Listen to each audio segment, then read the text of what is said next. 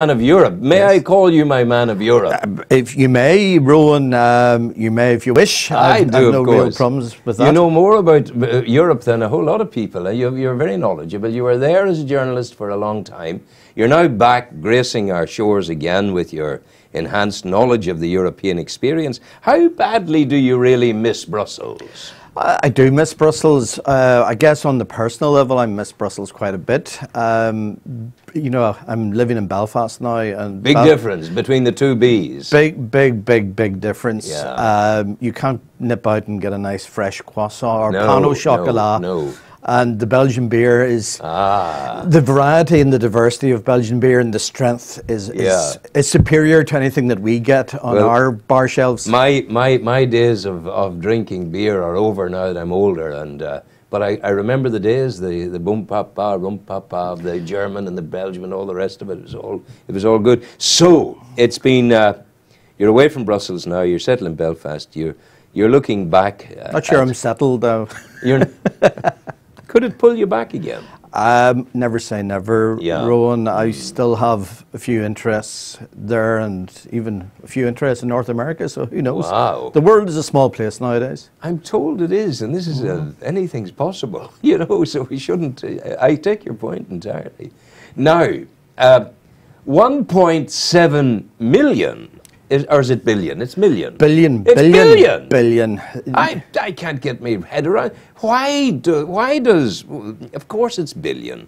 Why does Europe want 1.7 billion of the United Kingdom?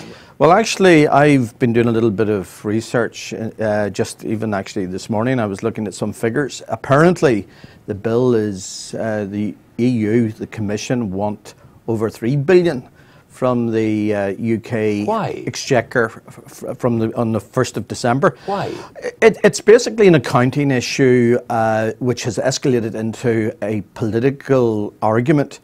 The richer member states are, the more they're supposed to be paying into the EU budget. The EU budget is approximately, if I'm not mistaken, plus or minus 140 billion a year.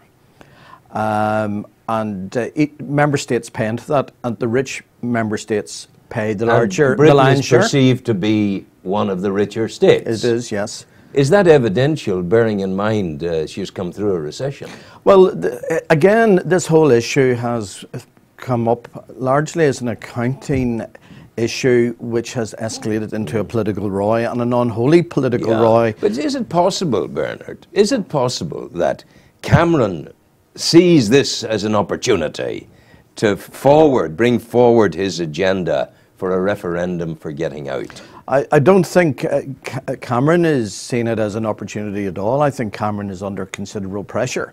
He's under extreme pressure from the Eurosceptic wing of his own party, the Conservative Party, and he's under extreme pressure from the ever-rising tide of UKIP. Yes. So Cameron is not comfortable in this position, and he's actually, there was one comment, I think the Labour Party used a comment saying that Cameron on this issue of the money from Europe fell asleep at the wheel. He's under pressure from from within his own party and from, on a political level, from UKIP. I think if Cameron was left to Cameron, he wouldn't have a referendum at all. Wouldn't. I thought that's what he wanted. Well, he has to, because of the mounting pressure of the electorate in Britain are obviously uncomfortable about the implications, the wider implications of European Union membership. And part of that is immigration. Part of that is immigration. And the defence minister said yesterday that the immigrants were coming on us like a swarm. That people, indigenous communities and towns were under siege. This is only a blink removed from the river of blood speech by Enoch Powell. Well, it's... I think we discussed this a little bit in one of our earlier discussions, is that any process needs to be measured and managed.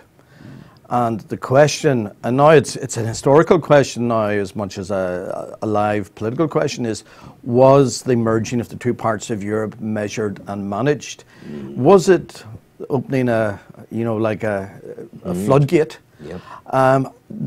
Europe has this great liberal process of free movement of people, goods and capital. Yeah. And when they talk about people, they really mean labour. Yeah. And when they talk about labour, they mean cheap labour, effectively, yeah, going from of the poor part of Europe to the richer part of Europe, like Britain. But that's illegal. Under European law, that is illegal, that we should be paying a Romanian less than we should be paying a Mancunian. Well, to some extent, if we hadn't have had the merger of the two parts of Europe in 2004, it's possible that the minimum wage in Britain would be higher than it is now. That's obviously hypothetical. I can't, but I'm suggesting that the minimum wage may have risen if there hadn't have been mass migration or from the east to the west into the labour markets of countries like Britain, the Republic, Scandinavia. The French and Germans managed that migration much better than the British and Irish did. But it should have been obvious from day one that this was going to happen, you know. And similarly, in relation to the 1.7 billion, if we put the abacus of Europe sitting on the table and we start to push the beads about, then there's one and one are going to make two. And Cameron must know in all his protestations that the abacus is right. This is something, a mathematics he has bought into. And if that's the case, what case has he? Well, it's the old adage of be careful what you wish for.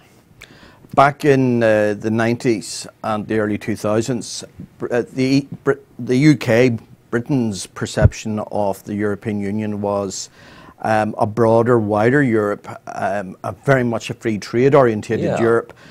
But as I say, what happened in 2004, there was what is described as the Big Bang entry of 10 Eastern European countries. And the fact it's called the Big Bang meant it was very sudden and very dramatic. It wasn't, as I say, a measured and managed process. Did we, as the established Europeans, did we set to the one side the severity of our criteria that had applied to those of us who were already in, that suddenly we have lowered the bar so that people can get in more easily? Is that what happened? Well, again, unpredictable historical events have shaped, you know, nobody predicted the Berlin Wall coming down in 1989. And the end of as I said, the Soviet Union, then the freeing of the satellite countries in Eastern Europe, and as I say, the Berlin Wall coming down in 1989 has unleashed formerly unseen consequences. Yeah. And policy, the impact on policies are always downstream. Yeah, you're not going to get an impact at the source of the river. Now you are now telling me, and I thank you for it, in very clear terms, I have to say, exactly why this Big Bang occurred. It occurred because we were politically frightened as the prosperous Europe of the Soviet Union in some kind of way re-emerging with Russia, scooping up the satellite states again and taking them into another sphere of influence which would threaten us. Well, is there anything of that in it? Look, you know, there's all sorts of factors going into play. There's strategic factors. You know, we've also, in the last 20, 30 years, been in a period of known as globalization. And not just is there migration within Europe, there's migration from Africa into Europe. We have a global economy now. There's an ideological economic form of political economy called neoliberalism, which basically sees one economy for the entire world, and that leads to mass movement of people. And it tends to, what happens is that people in poorer countries tend to gravitate towards the more developed countries where there are better public services, better health services, and they perceive better economic opportunities. But it's like anything else, if too many passengers run from one end of a ship to the other end of the ship, the ship is destabilised. That's what's happening at the moment. Well, I just heard on the radio this morning or yesterday that the Italian Navy, in the last year alone, the Italian Navy rescued 150,000 Africans from the Mediterranean That Sea. is unbelievable, isn't it? That's huge. That's 150,000 souls Yeah. the Italian Navy has saved Yes. in 1 year. Yeah, in 1 year. Those are people that probably would have drowned. And people who had crossed the Sahara in many, many, many cases in order to get into the Mediterranean to cross to Europe. So it is a huge attraction there. Now, how can Cameron says he won't pay? Well, there's a certain amount of posturing in this, and as I say, there's a lot of accountancy becoming political. Britain had a rebate, had negotiated a rebate. I was also, in my looking at some sources, I've also noticed that the UK's Statistical Office has made some adjustments to the British economy, how it's perceived. They brought it into line with some kind of European forms of assessment. And that means that the Britain's gross national income has been raised, and because of that, the Commission is looking for a larger share of the pie.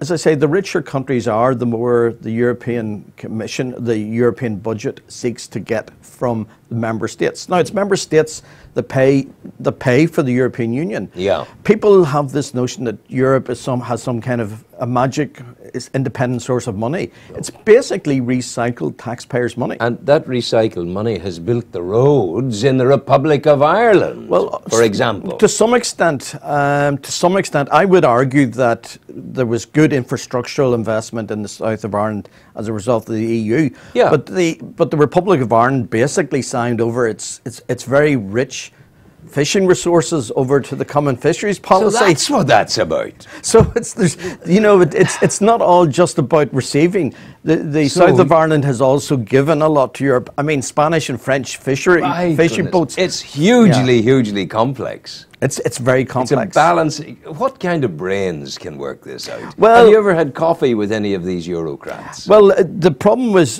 in Brussels, and I lived in Brussels for a very long time, is that you have, particularly at the core in the institutions, you have very bright economists and very bright lawyers particularly, but they are in this Brussels bubble. And they construct this concept of Europe, which, from the perspective of Brussels, seems fine theoretically.